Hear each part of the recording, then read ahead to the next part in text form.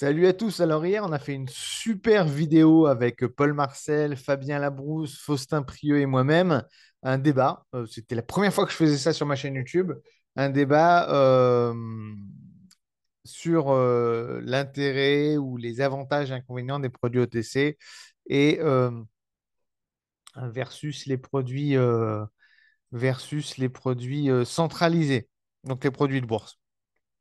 Donc, c'était un débat intéressant. Je vous invite à regarder la vidéo. Je vais la mettre en description là, de cette vidéo. Mais dans cette vidéo, j'ai parlé de Oanda. Vous savez, j'ai travaillé en 2011-2012 pour ce courtier Oanda, basé à Londres, courtier d'origine canadienne. Et j'avais pas le temps. On avait 5 minutes par personne pour parler. J'avais pas le temps de rentrer dans les détails.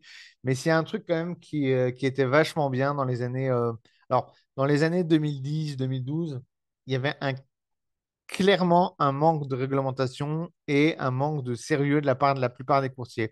Maintenant, au Honda, et c'est pour ça que je les avais rejoints à l'époque, ils se démarquaient de l'ensemble des courtiers par leurs innovations. Ils avaient vraiment innové à plein, plein, plein de niveaux. Alors, dans la vidéo d'hier, j'expliquais qu'ils offraient une liquidité de garantie. Alors ça, c'était la première innovation de Honda, c'est-à-dire qu'ils avaient des spreads fixes. Alors à l'époque, je vous dis à l'époque, les spreads, si vous alliez chez FXCM ou chez IG ou chez ce genre de courtier, les spreads moyens, c'était autour de 1,8 à 2,2 sur l'euro-dollar. Au Honda, ils étaient entre 0,8 et 0,9 fixes. C'était un truc de fou à l'époque. Personne ne comprenait comment ils arrivaient à faire. Et si vous voulez, en plus, ils offraient une liquidité garantie. Alors, en fait, comment ils ont fait? Ils l'ont fait par l'ingénierie, parce qu'il y avait deux fondateurs à l'époque, Richard Olson, qui était un scientifique, un physicien, qui a travaillé avec Benoît Mandelbrot d'ailleurs sur les fractales, et donc un génie, on va dire. Euh, Génie informatique, génie de la physique. Et Michael Stump, qui lui était un professeur de l'université d'économie à l'université de Toronto. Donc c'était deux têtes, en fait, si vous voulez. C'était pas deux commerciaux, c'était pas deux businessmen, c'était deux génies à la tête de cette boîte. Et d'ailleurs, pour la petite histoire, Oanda, donc en fait, ils ont créé cette boîte-là. À la base, c'était une boîte qui collectait des datas de prix des devises. Donc à la base, c'était même pas un broker dans les années 80. Ils ont décidé de devenir broker. Et à l'époque, je me rappelle, ça m'avait choqué parce que moi, je venais d'FXCM. Alors, FXCM, c'était une cash machine, hein. Et quand je suis arrivé chez Wanda, eux, ils ont dit notre objectif, c'est pas de faire de profit. Notre objectif, c'est de payer les salaires de tout le monde et de sortir à la fin de l'année avec un bilan comptable flat. Ce qui m'a choqué. Je me suis dit, non, premier broker que. Mais par contre, à contrario, c'est d'innover. Leur truc, c'était l'innovation et la transformation du business. Et en fait, quand j'avais discuté avec Richard Olsen, il m'avait expliqué que c'est pas très difficile. Nous, on a pris le business model des brokers, on est reparti d'une page blanche. Qu'est-ce que c'est le Forex? C'est des transactions en euros d'un compte à un autre, d'un compte en euros, un compte en dollars, d'un compte en dollars, un compte en yens. Donc en fait, ils sont vraiment en fait, ils recréent chaque paire de devises. Donc en fait, en gros, ils avaient un business de modèle de market maker qui était unique, ce qui leur avait permis, alors je connais pas toute la recette hein, non plus, mais c'est notamment ce qui leur avait permis à l'époque de pouvoir innover énormément. Donc innover sur les spreads les plus bas du marché. En plus, ils faisaient du forex de trading, mais ils faisaient aussi du forex de change, donc couverture de change, conversion voilà, donc si vous vouliez changer vos euros en dollars, ils avaient un taux mais imbattable. C'est-à-dire que vous pouviez à l'époque échanger ça s'appelait FX Transfer, vous pouviez échanger vos euros en dollars. Donc vous envoyez vos euros sur Oranda et vous renvoyez vos dollars sur un compte de votre choix au même taux que si vous faisiez du trading, c'est-à-dire avec un pip de spread. C'était un truc de fou. C'était un truc de fou. C'était une grosse, grosse innovation. Tout ça, ça a été balayé parce qu'après, je vous expliquerai, après, ça a été racheté par des investisseurs qui, eux, bon, bah, évidemment, avaient les dents beaucoup plus longues, à qui ça ne convenait pas de juste finir l'année flat. Et donc, ils ont supprimé tout ça et ils sont partis sur un business model de courtier classique. Donc, aujourd'hui, Oranda a perdu tout son intérêt. Mais à l'époque, c'était un truc de fou, hein. On pouvait donc traiter avec des spreads imbattables, fixes, comme je le disais dans la vidéo hier, avec une liquidité garantie. Il n'y a aucun courtier qui peut vous garantir une liquidité. Et à l'époque, si vous regardez LMAX par exemple, ou si vous regardez d'autres courtiers, sur le bid-ask, vous avez en général, sur les courtiers CFD STP, vous avez en général un demi-million sur le bid, un demi-million sur le ask. Rwanda, ils étaient en mesure de garantir 10 millions sur le bid, 10 millions sur le ask. Truc de fou. Euh, alors, ils ont été beaucoup décriés pour ça parce que les gens ne comprenaient pas leur business model. Ils avaient des spreads qui étaient très larges parfois pendant les news.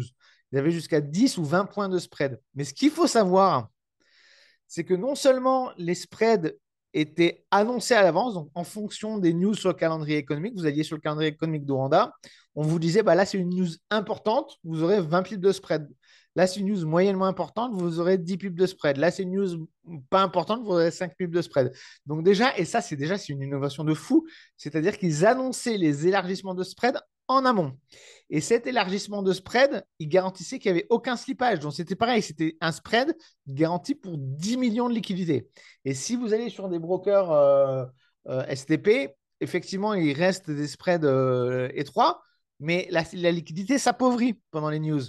Donc finalement, l'exécution réelle, elle est avec beaucoup de slippage. Bref, en tout cas, spread à 0,9 alors que tout le monde était à 2. Liquidité garantie, alors que ça, c'est techniquement impossible si on n'est pas market maker de garantir la liquidité, ce qui leur a amené beaucoup de clients institutionnels.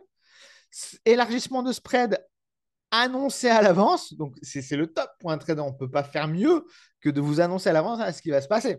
Donc ça, c'était énorme aussi. Trading le week-end, ça, c'était génial quand il y avait des élections ou des annonces ou quoi. Vous ne vouliez pas fermer votre position le vendredi soir, bah, vous pouviez la fermer le samedi ou le dimanche, etc. Ça, c'était aussi génial. Notons que IG maintenant le fait, hein, cette innovation. Qu'est-ce qu'il y avait? Il y avait les swaps aussi. Vous savez, les swaps, les rollovers, ils sont facturés à 23 heures pour la journée entière. Donc, si vous avez ouvert votre position à 22h30, vous payez les swaps pour une journée entière. Eux, ils faisaient le swap calculé minute par minute entre le moment de l'ouverture de trade et le moment de fermeture du trade. Truc de fou. Et alors, voilà, dernière innovation, et après, on va arrêter cette vidéo.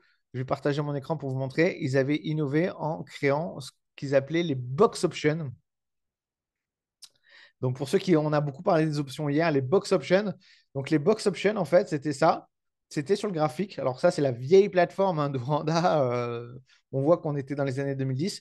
En fait, vous traciez sur le graphe une zone comme ça, qui pouvait être une zone pleine ou une zone ici vide.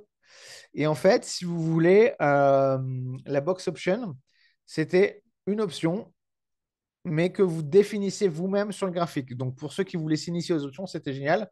En gros, soit on finissait dans la zone. Si on finissait dans la zone, on était gagnant. Donc là, en l'occurrence, les box options, ça, c'était des box options pleines. Donc, il fallait ne pas finir dans la zone. Donc, si le marché ne finit pas dans la zone, ici, si le marché ne finit pas dans la zone, bah là, par exemple, cette box option était gagnante, celle-là était perdante, celle-là était perdante, celle-là était perdante. Bon, les trois étaient perdantes, celle était gagnante. En gros, il ne fallait pas finir dans la zone. Ici, au contraire, il fallait finir dans la zone. Donc, ou c'est le contraire, je ne sais plus.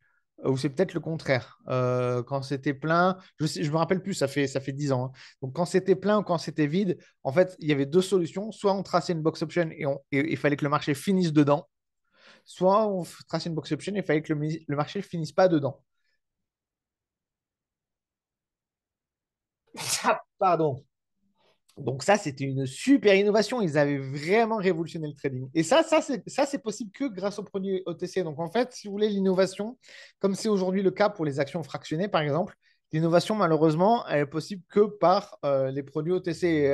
Pour que ça arrive en bourse, soit ça arrive jamais, soit ça arrive, mais très, très, très, très longtemps après. Donc si vous voulez, les produits OTC permettent des choses qu'on ne peut pas avoir sur les autres marchés, comme on avait parlé hier aussi des stop garanties, des protections contre les soldes négatifs, etc.